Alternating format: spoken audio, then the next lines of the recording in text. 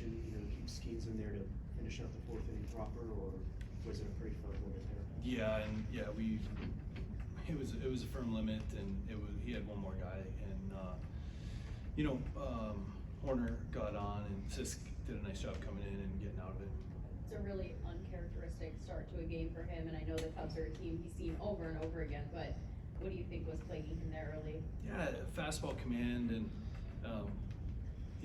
they had good at bats off of him, and found a way to work the count, get deeper into the count. I think it was byproduct of fastball command not being able to get ahead, and also they're a tough team to put away. He had, I don't know how many strikeouts Paul had. I know we had a bunch as a team, and when we're talking about uncharacteristic start with Paul, 3 runs, it's amazing how he's able to even limit it there. I know that he wants more. He's, expects more of himself, but, to be able to battle through those tough moments. And I thought as a pitching staff, we did a nice job. We had some, real tight situations. Justin coming in with he had to get second and third, nobody out, able to work out of it, keep the game there, and Carmen going 3 innings.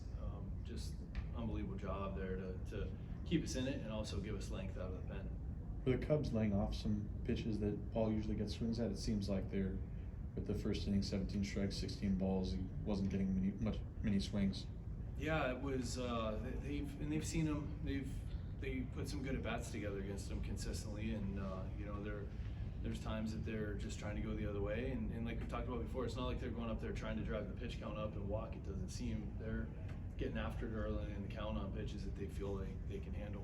You mentioned the word uncharacteristic. What is it like to watch Paul when he's not on? Because it's very rare that it happens. It is, and the thing that is amazing about him, and he was even able to do it today, is to adjust some things in the start to be able to get back online and get the fastball command better in the middle of a start, which is hard for a lot of pitchers to do, especially a guy his size.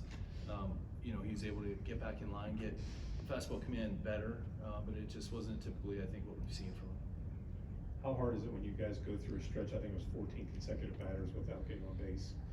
When you're going through long stretches like that during the game. Yeah, during the game, it's hard during the game to go through those. And right now, offensively, on the whole, just struggling at the plate. We need to find a way to continue to grind those at-bats out and find a way to do what we did when things were going well. Go the other way. Find a way to put the ball in play with 2 strikes.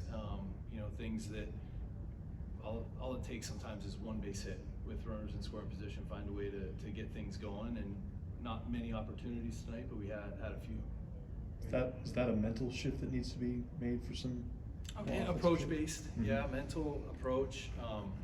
And offense feels it too, and finding a way to slow things down and have conversations around that approach that has worked at times this year.